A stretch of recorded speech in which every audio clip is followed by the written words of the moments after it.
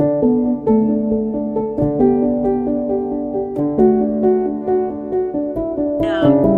do not read a book from the point of view of academics or critique, because before being an author or a storyteller, I'm just an avid reader.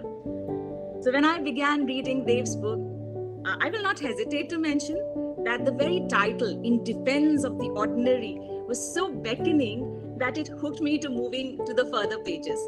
And in no time, I found myself getting immersed into sarcasm layered with lots of manifestations. So you talk about yoga, you talk about cinema, poetry, stories, folk songs, and everything, which is a part of ordinary life, which is a part of me. It's a part of my home because I am the ordinary. So my presentation today, my reflections on the book, is therefore presentation by an ordinary who unfortunately, now here is the twist in the plot, who unfortunately is seeking extraordinaries when it comes to harsh reality. And I will not shy away from it. So as Lauren Lara wrote it long, long ago, and I read it somewhere, to be ordinary is always a choice. Everyone has it.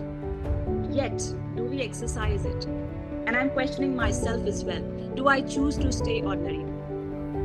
Despite, my intense love towards the idea of ordinariness, it is still a utopian concept for me to draw happiness just from the concept of ordinariness. And here is where I face a conflict between what I like, that is ordinary, but what I'm doing, which is not so ordinary. And there, Dev, your book invites me, and I think all of us, to rethink the ways of seeing, understanding, enacting, emoting, and relating with provocative ideas like, why don't we value ordinariness? And how is our pursuit of extraordinary things leading into mishaps? Here I'd like to quote from your book. There's a snippet that you write in the preface, and allow me to do that because I'm a storyteller and obviously I got hooked to this thing first. You write about Mullah Nasruddin, and I'll read it. Seated backwards atop his rushing donkey, holding his tail, once Mullah Nasruddin was hurriedly passing by a market. Someone from the crowd called out for him, to which he instantly replied, "Not now. Can't you see that I am busy? I'm looking for my donkey." I am that Mullah. I am riding a donkey. I'm seated backwards and looking for it in haste, in waste. And the worst of it is, I can't even see the donkey that I'm riding. I mean, that's the chase for ordinariness that all of us are doing. And therefore, I go ahead reading the book pages after pages with a lot of questions restlessly playing in my mind and a lot of arguments I'm having with myself why I internalize your ideology of ordinariness. Somewhere in the first quarter of the book, when you talk about lullaby, tales, and play in the kindergarten, there's a chapter on it. This is where I stop again, and this section has my art. Again, page number 34, and I'd like to read. It's so beautifully put. Many a time, singing a lullaby to a baby is a revealing moment. Parents get lulled while singing, but the baby is awake. Yawns coming from the big mouths of the parents begin to look like a toy, and the incoherent singing a funny sound. The baby will obviously have a good time. The parents get frustrated because there are plans for the time after the baby goes to sleep. See? Not just the lullaby, we as honest parents need to ask of ourselves, how much ordinariness have I passed on to my children? Have we passed on to our children? Have we shown them the path to finding happiness in simple pleasures of life, like in stories, trees, butterflies, songs, conversations, falling, failing? Or have we put them into the rigmarole of chasing ranks in school, homework, karate kar lo, tuition kar lo, drama kar lo, linguistics hai, ye hai, wo hai? And then I quote Dev from page number 37, which very, very beautifully puts, parents who have the habit of enjoying the ordinariness, that's a very important line, who have the habit, see the word, it's not an easy word, they are in the habit of enjoying ordinariness, the humanness will join in the pursuit of euphonic value, the sound of music. And he draws a connection to the 1965 Hollywood music, The Sound of Music, as we all know, which is very suggestive. So while I was reading this, I sort of began to question my own parenting style. Am I trying to be poker-faced and perfect and not experimental and playful, the words he uses in his book? And while I can confidently vouch as one of the experimental and playful parents, I also fall in the category of the parents who are often asked the questions, well, your kids could have got better grades. Well, your kids could have been slightly more competitive. Your kids could have done this. Your kids could have done that.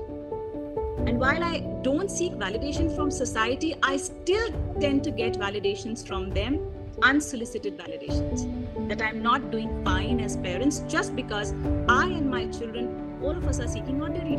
However, there is one thing that I can't resist from discussing. That is when you talk about vernacular cannibalism, especially with a reference to Hindi.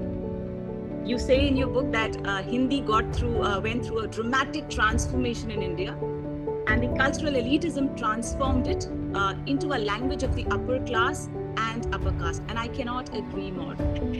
Especially with introduction of hilarious words like love patgamini for drain and dhumra dandika for cigarette. The language politics by the state shaped up a sort of linguistic hegemony here.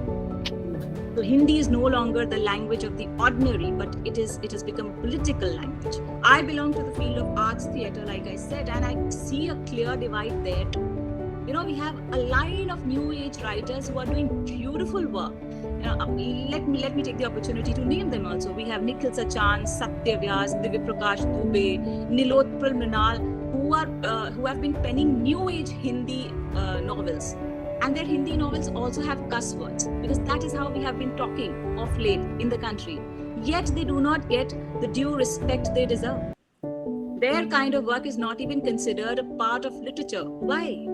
Despite that they are the most well-read authors in India. Despite that their books are most read in India. And yet there appears to be a bigger shark in the pond, in the ocean, which has been gulping Hindi and other vernaculars down, and that is coming of English and European languages. Ask a Gen Z around you. The Gen Z would rather settle for learning Spanish or Mandarin or French rather than, picking up a vernacular language. And Hindi obviously remains just a political language because it's a compulsory part of their school curriculum. So I think that's a brilliant point you made there. I wrote a verse about 5 years ago, which I would like to share with you. When I was too done with, chasing dreams, and I'll just share with you. This is a small poetic verse that I wrote.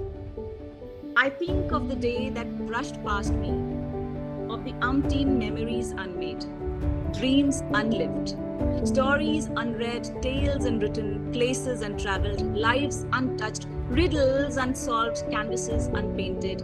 I think of authors and artists and poets. I think of Frost and Tagore and Dinkar, and who was that old funny fellow Pash who sold satirical dreams to the poor dreamers, saying, "Sabse khatarnak hota hai murda shanti se bhar jana, तड़प का ना होना सब सहन कर जाना, घर से निकलना काम पर और काम से लौट कर घर आना, क्योंकि सबसे खतरनाक होता है हमारे सपनों का मर जाना." And then I snug myself into the warmth of the cozy bed, dig my head inside the pillow, swallow a lump of guilt and breathe a whiff of even longer hope, to wait for another morning, another new day, another unstoppable journey. And this is the hope of the ordinary. सपने देखना is ordinary, पर सपनों को पूरा करना is not ordinary. It takes a little beyond ordinariness.